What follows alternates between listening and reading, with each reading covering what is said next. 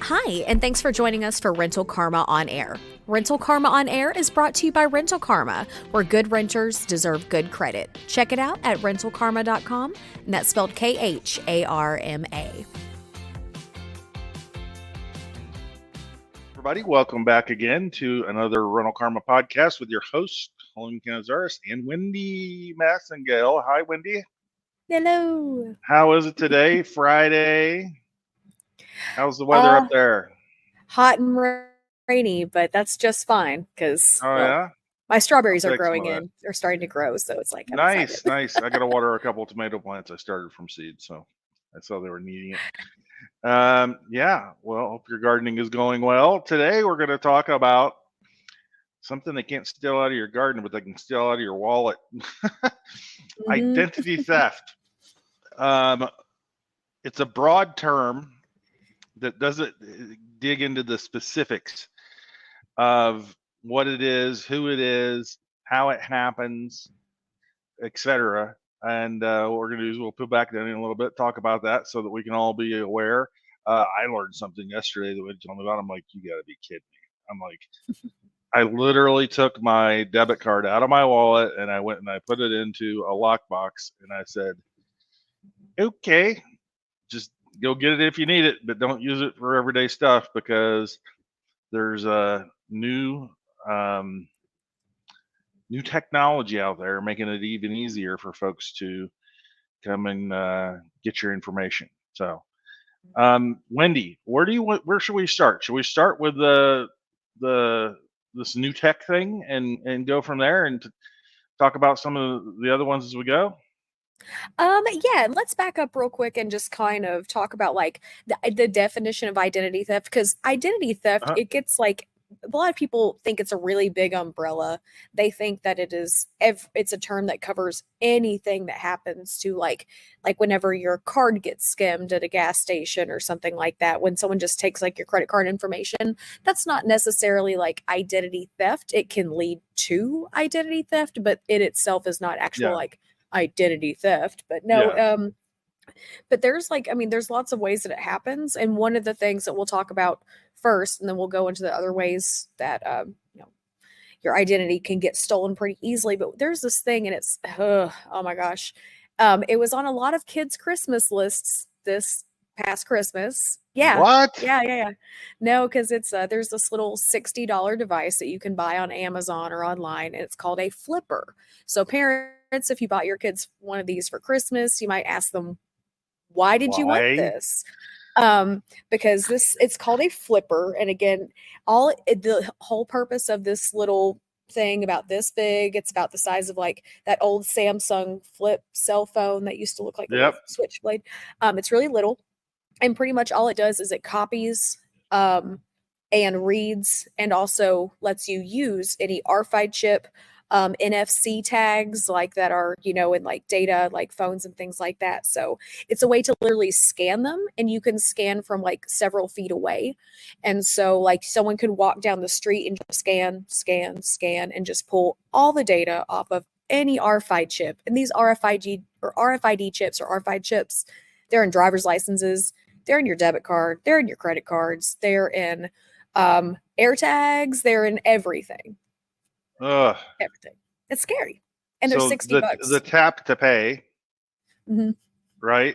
And didn't you say something about it can even read it off of your phone if you have your like Apple Pay or Google Pay like turned on or something? Mhm.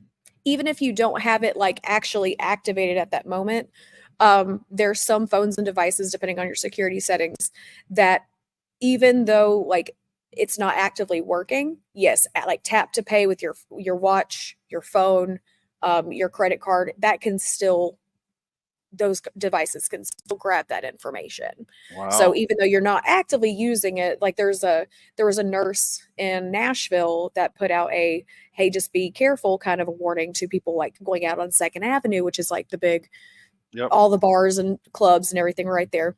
And said pretty much like turn off those features on your phones, lock your cards and things like that, because people can walk up and down the street and skim that information. So one Lock pass your down cards. second, yeah. What do you mean there?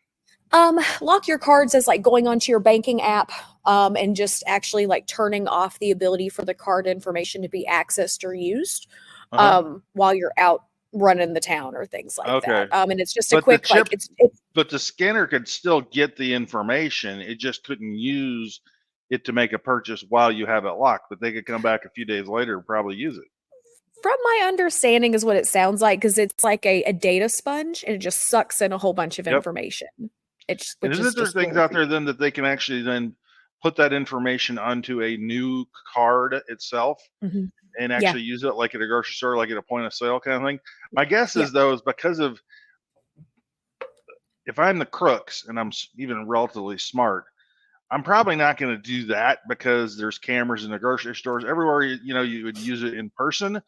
That would Mhm. leave a trail to find you using that. Whereas online, buying different things with the card not present, there's probably something there that makes it easier. Or they turn around and just sell it in the black market or something too. Yeah. Wow, Yeah, which that's is seems pretty. pretty likely, which is just it's creepy. Because it's like, I personally like I've had my credit card information stolen at the gas station a couple separate times. And I've learned the lesson of either scan it, like only use my credit card that I can dispute at the Yep. pump, or go in with cash and pay inside because and I always look at the gas station pump to make sure there's not a skimmer in there because twice my information has been taken and like on my credit report there's an address out in Arizona that I've never been to that someone was trying to steal my identity and I guess they didn't get very far. Yeah. But I was like, Yeah. I've never been to Arizona. So then jumping into like truly scanning or stealing, so that kind of falls under credit card theft. And yes, they're getting personal Mhm, information, that's on there. And if it did, I don't even know what they store in the one on the driver's license. That scares you.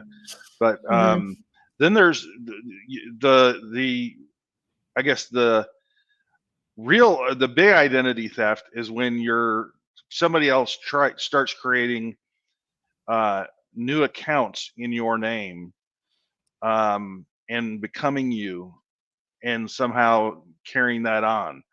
mhm, But then there's, which to me, that one, I don't see how that one actually sustains for an extended period of time. And if you have some sort of, if somebody opens up a new credit card, it's going to be a while till it shows on your account.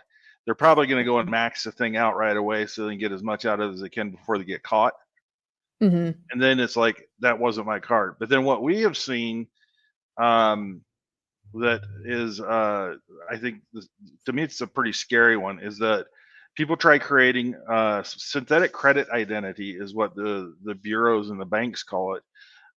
For simplicity, there's a thing on the internet and YouTube called a CPN, which the people that sell these things, they try and get hundreds or $1,000 out of people and say, use this number and create a new credit identity, and they give you a new quote unquote number to use. But the reality is that number is actually the number of, most often, a child, because it's a very clean number that has nothing attached to it. There's no accounts tied to it. Sometimes it affects the elderly that haven't been using credit or anything in a long time, and they're kind of like a stale account. Um, and then what was the other group that oh, sometimes people start in the service. mhm. If they're Yeah, gone for a long military time and they personnel. don't keep accounts open or something, that can happen. But the one with the kids is pretty darn scary because they, for a while, they were succeeding, but thankfully the authorities have actually caught it and they're cracking down. And there's numerous stories of people going to prison, not just for buying and using one. I even saw a video of a girl getting arrested at the dentist office using a CPN. I watched Uh, that this morning.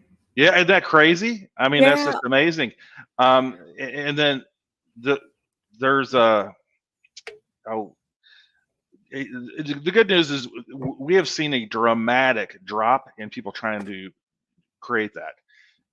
At Ronald Karma, obviously, don't come here and do it because we let you do it and we'll turn it in. So, you know, ain't worth it. Um, but it definitely falls in that category. And what ends up happening then is that it's not actually stealing the identity of the adult. Obviously, it's the child. And then when they turn 18, it could be 4, 5, 6 years down the road. There could have been a whole lot of stuff created and causing your child some significant challenges in life getting out there. And nobody graduates with a high school degree and knows how to take care of that. Right. So Yeah. protect them, and Wendy told me yesterday, I think, and I wasn't aware of this, but you can actually freeze your social security number for a child, but you have to call the credit bureaus to make that happen. And I would even say go beyond the big 3 bureaus and probably try see if you can do the same thing. I think there's something called CoreLogic, and there's a couple others, but I would see wherever it is that's out there that you can freeze it. And then when your son or daughter's, at that age, then, go ahead and unfreeze it, get them established, because then they're really not a target, because Exactly. the people that have multiple open accounts and actively going through life, they're not ideal targets for identity theft. They're really not. So, and people go, well, can I ever get a new social security number? There's only, to my knowledge, there's one way to get a new social security number.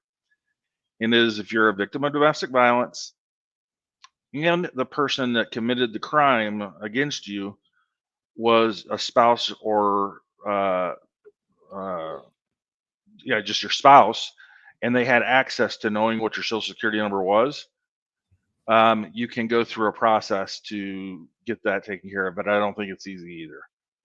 But yeah, so there's a take on it. Didn't you tell me also about the chip thing, Wendy? There's something they sell now that you can protect your cards, like in your wallet or something. What's that?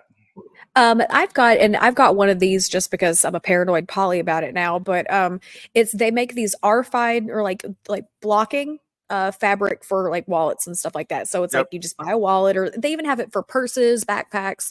But it's RFID blocking, like signal blocking wallets. And so essentially, like your cards, when you put them in there, there's like a kind of like a Faraday screen that prevents like the signal from going out or in. So Huh. obviously you can't tap to pay, but it does help kind of keep your stuff a little bit safer. So especially if you're walking through the airport, things like that, it's probably best to go ahead and have one of those too, especially Yeah, when I you're tell driving. you, I'm not a big fan of like insurance for the what ifs in life. But that one they're probably not that expensive, are they? Oh no, mine was like $15. I Oh, mean, and see, it's I mean, yeah. that's pretty good insurance for not having to deal with that huge mess sometime down the road. Yeah. Yeah. A lot less time than having to call the companies. Yeah. So what phishing scams? I saw a phishing scam on YouTube. You know what it was? Some guys were in a fishing tournament, and they in order to win the tournament, they took some lead weights and put a couple pounds of lead weights down the largemouth bass's mouth, took it up to the scale, and they were winning. And somebody up there called them out on it, and they went in, they felt the belly, and they could feel them in there, and they like scanned it or something with like a metal detector, and those guys were busted. And you thought there was going to be a fight breaking out over that phishing scam, but it didn't. But there's another kind of phishing scam other than that one. What Yep. what are those? Tell us about that. So the phishing scams, you typically see them more in like emails and social media messages and things like that. And it's like, hey, we need your help, or hey, I've got this dog for sale, or hey, I'm your long lost grandson that you may not remember me, but I'm in jail and I've been kidnapped and I need $10,000 to get free and come home. Like there's all kinds of different phishing scams for different reasons. Obviously, mostly to get like, you know, digital currency, Amazon gift cards, stuff like Yep. that. But also those phishing scams, when you click any links in them, they have data. It's called data mining. But it's kind of like a virus. Essentially, it is a virus. But whenever you click on any of those links, well, then that puts that information, somewhere hidden on your computer, Mm-hmm. And so anything you do, anything you click or buy, they can see everything that happens. This thing just get all of your information from that. But yeah, you typically they get started through like emails, social media messages, things like that. So it's like if you don't like it's like if you don't recognize it, don't click it. That's literally what this is about. Yeah, I've been hearing ads on the radio quite a bit lately too that are actually from the Social Security Administration, and they come on as a public service announcement saying, you know, uh, if you get inquiries that are, telling you that you owe money to the IRS and they have your social security number and they're calling you on the phone, and if they're asking you to pay via PayPal or digital currency or anything, the announcer says that's not the IRS. We don't call you and Yeah. harass or anything. You'll get letters from us, but you won't get anything else. And apparently, that one they go after elderly quite a bit. Mhm. Elderly, I think, are some of the biggest victims because they aren't up on the technology and they, don't know what to look for. You'll see like Mhm. a URL that'll be like almost like what your bank looks like or something, Mhm. and trigger you to click on it. I've seen them in text messages also. Yeah. And the best thing is, uh, especially I think for older folks, it's still kind of another kind of insurance, but um, antivirus software on your computer. Yeah. There's a good one out there called AVG that I use. Um, I don't think you need to be paying, $50 or $100 a year for antivirus software, but you can Mhm. get some of the basic benefits that you need to make sure that doesn't happen to you. Mhm. Um, wow, the data skimmers at gas pumps. Yeah. I've seen a video on the YouTube, I think, or a guy went into like a gas station and Mhm. he actually showed he like looked at the thing and he didn't put his card in there and he pointed out and he got the manager and says your device has been compromised, and he pops the thing off right there and hands it to him, and it was like, oh my gosh, it was that Yeah. easy. And I'm like, and then it makes me think, because I've been at the gas station next time, I'm like, there's nobody at the front counter. Pop your skimmer right on there, I guess is what they probably do, because it seems Mhm. like, something a bit, apparently it's pretty easy. Yeah, and also they have one that, like, sticks onto the gas pump when it's self, and it's like it's a shell, and so, like, whenever I go to the gas pump, like, one of the tricks I saw online was, like, to kinda drop your head and turn and, like, look into the slot and see if there's any kind of a gap or anything like that, because there should never be Yeah, any kind of a space gap between the card reader, and then also, they said just jiggle that pad itself, like, that you stick the card into and, like, the number yeah, pad, jiggle it, and just make sure that it doesn't feel like it's, like, gonna loose fall or off, something. and then Oh, also okay. look for brand new buttons, like, on the number pad, look for Mm, brand new buttons, and I'm kinda a little that's a skeptical good tip myself. right there. I never even thought Mhm. about that. Yeah, Yeah, because 'cause I'm like, I that's a see big the giveaway. 38501 for our area code, but I'm like, "This is an old gas station, those are brand new buttons." I think I might be a little on the savvy side Oh, of it. there you go. That's your Mhm. indicator, because most people are going to buy gas locally, and if they put their zip code in, your local zip code are going to be the numbers that wear off first. And if you got one that looks all brand new, that's a great Yeah. tip. I like that. Yep. That's good. That's good sleuthing there, Miss Wendy. Hey, I fool tell me you. twice, shame on me. Tell me about it. Holy cow. Um, so I see in our notes here is there's a section here that says what to do if your identity has ever been stolen. Mhm. So or when anything does happen, I guess the best scenario is somebody just got a hold of your credit card number. You call, they disable the card, and then they send you a new one, right? Yeah. But if they've actually got accounts open in your name Mhm. that you didn't ever know about, what what did you learn? I mean, really, basically, it's not as hard as it seems to actually file for, like, that you have officially had your identity stolen. The main thing to just constantly, number one, just to cause us or like give yourself as much prevention as possible, always like check your credit report regularly. I mean, just check it at least once a month. Make sure you recognize everything that's on there and things like that. What I would then suggest is just free. Mhm. Yeah. Download the Credit Karma app, not Rental Karma, okay? Mhm. App for Rental Karma coming near you soon, by the way. A little teaser. But download the Credit Karma app, and if you go in there, I'll tell you exactly how to get to it. Super easy. You first screen, it shows you your TransUnion and Equifax scores, right? Click on the Mhm. score, scroll down. There's a section that says credit factors. There's 6 of them there.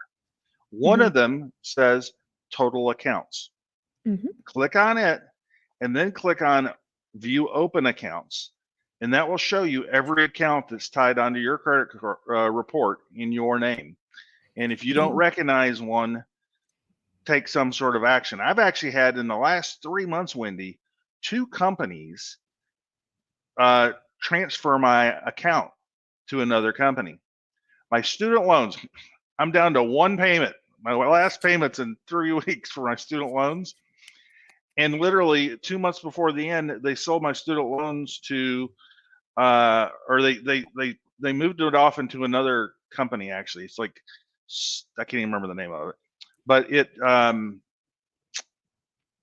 changed on my report. So you're kind of like, oh, what's that? And you didn't recognize the name. And then Mhm. I have a personal loan that has literally 2 months left to pay on it, and it was with Marcus, and they sold it to something called SST.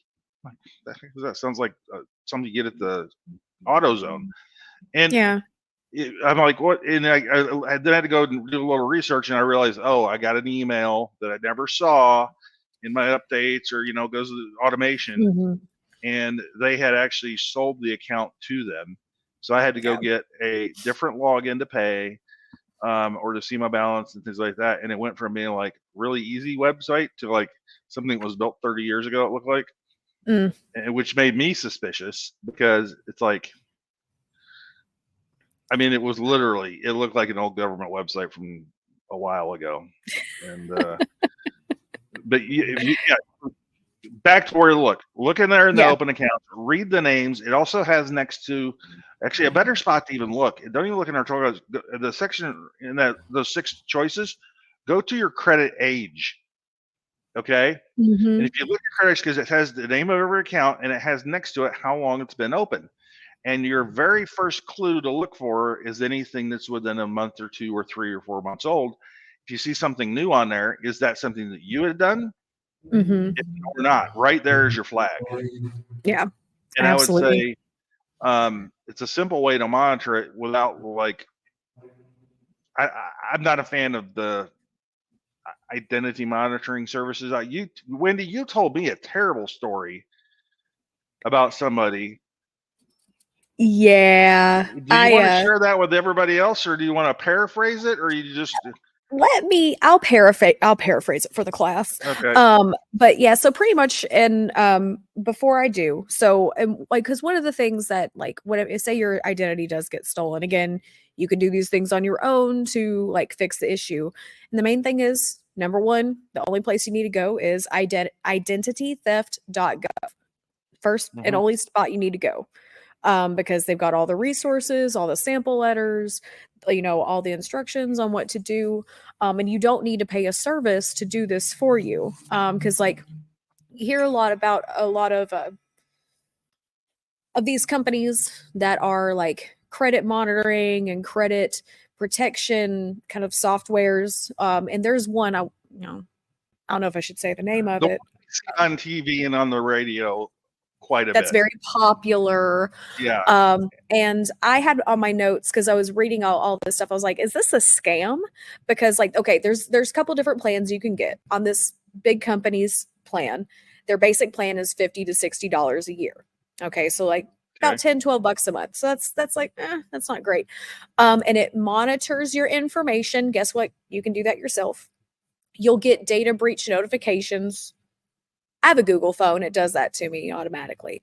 Yeah. I But don't even know so I what mean, that those, does for you anymore, other than I just assume everybody's got all my everything, because yeah, it's after all the out whole there Facebook already. Cambridge Analytica thing, I'm just like, Yep. everybody's got everything. I just don't trust it. But they also have restoration specialists, which, again, That's just getting your credit back to what it needs to be, which again, you can do if you just send the letters and make your disputes and things like that. And then they also said they have member support. Okay, this is where the bad story comes in. Okay, so this big company, they have 4.6 stars on Trustpilot. I like Trustpilot as far as a review platform because it's unsolicited. It seems like they're more truthful results. Yep. They're very trustworthy. Okay, so the biggest complaint on Trustpilot for them was no one can get a hold of their customer service. Okay. And then like the company responded to, sorry, you can't contact us via customer service. Reach out to us on Twitter. That is not a great business model for customer service, in my Especially since humble personal opinion. The user base of Twitter has like been cut in half ever since Rocket Man got in and started when he bought it, ticked a lot of people off. And I've heard of a lot of like people with like million followers like closing their accounts and stuff. Yeah. So that's just kind of crazy that that's the way to get a hold of somebody. And it's also the place where definitely not everybody in America is using Twitter. Yeah. And like there was like one review and it made me so I just wish I could find this Sherry lady and give her a hug. Aww. And her review is called I'm so disappointed. And I was like, oh, you got my attention. And she said she's been a member of this company for over a decade and so she's paid like $50 to $60, probably a little less for the last decade, right? So she's spent like $600 with these people. Yep. And she said, and now when I finally have a potential problem, she spent an hour on the website. She finally talked to people and they got sold to another company, blah, blah, blah. But no one will, like, she can't understand the people that are helping her. And then, like, when she finally got to someone who could help, they hung up on her. And then they're like, we're so sorry. Reach out to our customer service team via Twitter. That's the last thing you want to do if you get hung up on by your previous representative. It just made me sad. And then and they responded, we kindly request the opportunity to assist you. So please contact our social customer service team at twitter.com/the company, not our company's website. Just reach out to us via Twitter. Tweet. So mean. Awful. Haven't signed up for it before. Don't think I'm ever going to. Can't find a good reason. Yeah. So at the end of the day, the freezing of the credit report is probably one of the best preventive things somebody can do. Yeah. That your little chip protector, and don't click on something that even comes close to being distrustful. Just if you think there's an issue, call your company and ask them. I personally have said many times I use Navy Federal Credit Union and USAA. Mm-hmm. You get them on the phone quick, and they'll answer and resolve something and figure it out. If you had anything happen with one of their accounts, and make sure you do your homework before you choose your financial institution for anything. Go out and compare, read the reviews, just like that one that Wendy shared, because a lot of times companies will do their best to bury negative reviews. And one of the things that we're going through this process of launching an app, right? And I see a lot of companies showing their ratings from the app stores. And they're almost always like 4.5, whatever the number is, and they've got bunches of downloads. Mm-hmm. But you know how you get when you have a new app, and then like a day later or even like an hour later, it's like, would you like to rate our app? And a little pop-up jumps up on your phone. Have you seen that? Yeah. Oh yeah. And all people will do is like, button, great app. Yeah. That's not the real reviews. You got to dig a little deeper. And like Wendy said, Trustpilot is one of the first places I would go. I would dig into some of the others. I don't suggest the BBB is antiquated, ancient, and it also has a pay to play function that has driven away a lot of businesses. So it's pretty much, there are complaints that will show up there, but that's pretty much all you see there. You don't see the positives that people leave. And go through that. I want to go back the last thing to that with the scanner thing, okay? And Yeah. I told you that I took my debit card and I stuck it in a lockbox. Mhm. A what? Well, how do you pay for groceries, Colin? I actually use my credit card, rack up some points, pay the bill, right? Yeah. Then you can miss out on any of the interest. The reason for that is that anytime you use a credit card and there is anything that is unauthorized charge to that card, the card companies, for some reason, have a much easier way of, one, cancel the card, issue a credit, and in resolving the issue. But for some reason, if it's a debit card, once the money is gone, I don't understand this. It's apparently much harder to get back those funds. And because it's Mhm. cash out of your checking account, it's almost like I don't know, or they put a freeze on it or something. But you're now, say somebody got $300 out of your checking account. What if it takes 2 weeks to resolve that? That could be pretty significant trouble, right? Yeah. So that's why I think it's incredibly important that people have a credit. That's one other reason to have a credit card, not just because it is 30% of your credit score, but Mhm. that you don't run the risk of that card being compromised, or you run much less risk to do that. I actually do this. We actually got somebody tried to scam us at Rental Karma. I'll tell you this story. So we have multiple checking accounts. I don't know if you know this story, Wendy. Um, Mm-mm. we used to usually you issue a refund. You issue it to the Mhm. card that they charged, right? Yeah. And you have seen from time to time somebody's like, that account's closed now, and you Mhm. can't issue a refund to it, right? You've seen that, haven't you? Yeah, and I'm like, there's ways. Well, exactly. And well, one, you're kind of like, well, how? There's something weird when the account was closed, but we used to give it a couple of options. We would send a refund via PayPal or a gift card back to Amazon if they didn't have the account open. And we used to offer sending a check in certain situations when that happened in the Mhm. mail, right? I did that, and lo and behold, somebody had they took the account numbers off of the check and they tried to pay an account at Wells Fargo from our account. It was 5 grand. And I caught it, froze the thing, etc. But what I learned from that is, um, one of the best practices I have is when you have a business, a small business, whatever, it's helpful to have multiple accounts. One where all your deposits are coming into, Mhm. and then one that you use for payouts, for expenses. It seems a little crazy, but here's the thing. If you have any significant amount of money in your business, 5, 10, 15, 20, whatever the number is, um, you don't want your account numbers floating out there in too many hands. So Mhm. what I do is I have that other account, and then whenever I send a payment for anything, I just transfer that amount from one to the other. That way, Mhm. the account that I use for the payments has a very low balance, and then I don't run that risk, and it hasn't happened again, thankfully, since then.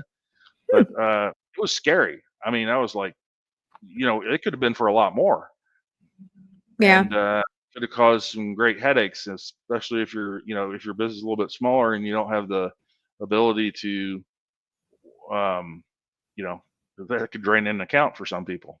So Yeah. People where try to do that with the Social Security Administration too. what's that?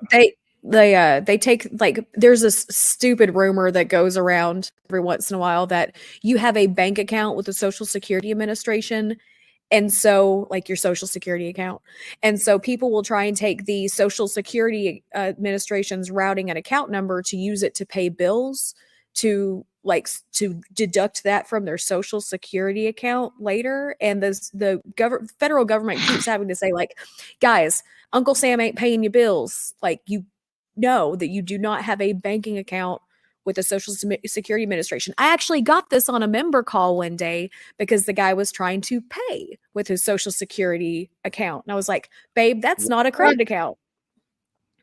And we went round and round and round. And I finally said, honey, I'm going to have to send you this article directly from the federal government saying that you don't have a bank Cool, account with because them. that's just foolish because, hello, when you commit a crime online or involving the government, Hmm. that's a federal offense. Yeah, That's the that's federal prisons. That's yeah. not the that's, and I think they call it like wire fraud and all these fancy words that Hmm. they have for those things, but that's what it ended up boiling down to, and getting yourself in trouble. Yeah. No, they saw it on TikTok. All right, our takeaways for this Friday: $15 for an RFID blocker is a pretty good idea. Yeah. Making sure you don't have your Apple Pay, Google Pay thing on your phone left on. Turn it on when you use it, I guess, if you Hmm. even go down that path, or Don't. just don't. Or if you're going to use it, don't put a dang debit card in there. Okay, that seems like the other real risk. Um, if you don't know when you get a text or an email, a lot of times now I see on my phone, there's a little thing on the bottom if it comes from a number that's not in my contacts, and it says report junk.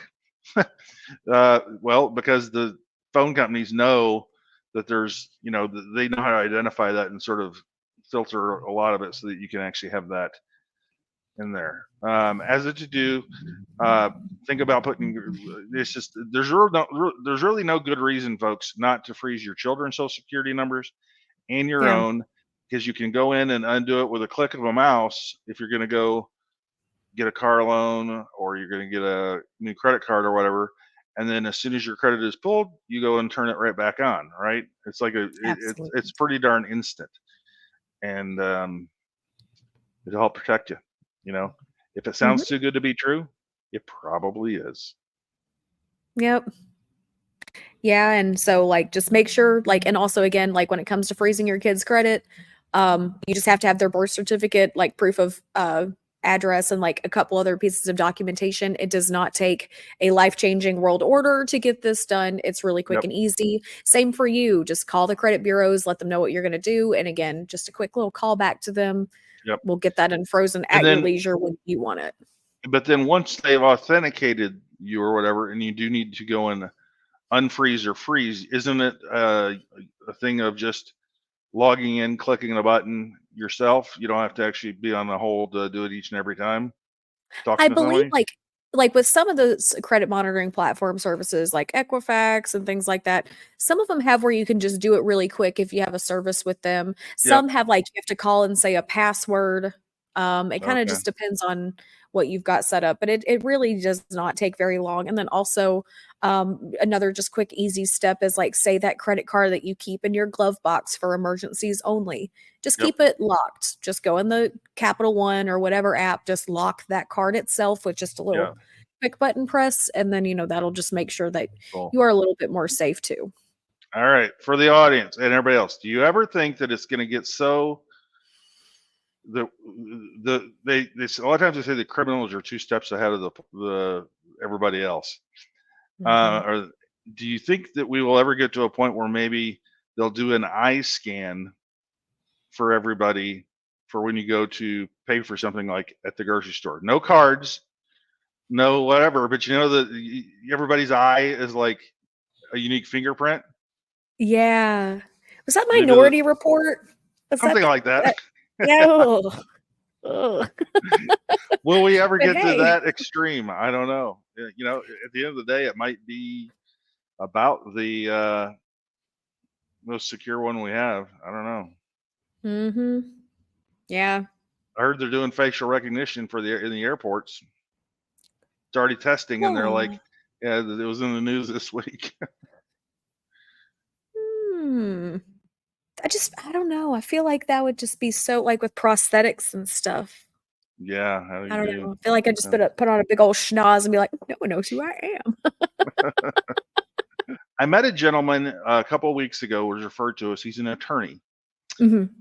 and he helps people that have trouble with things like this that have been stuck on your credit report, and the individual has been unsuccessful in getting it resolved.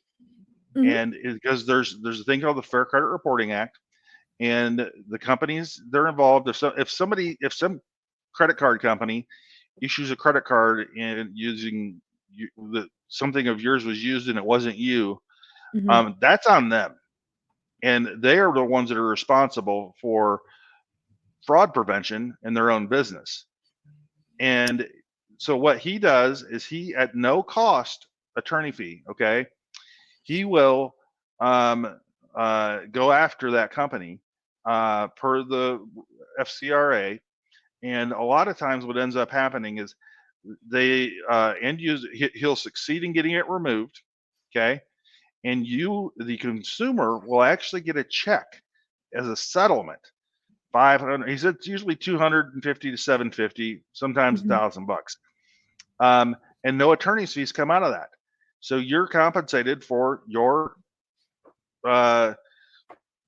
frustrations and that you had to go through. And how he gets paid is when they settle, they have to pay attorney's fees, the company. And so it might end up being, you know, whatever it is, you know, a couple $1,000s for the attorney fee. That's how he gets compensated.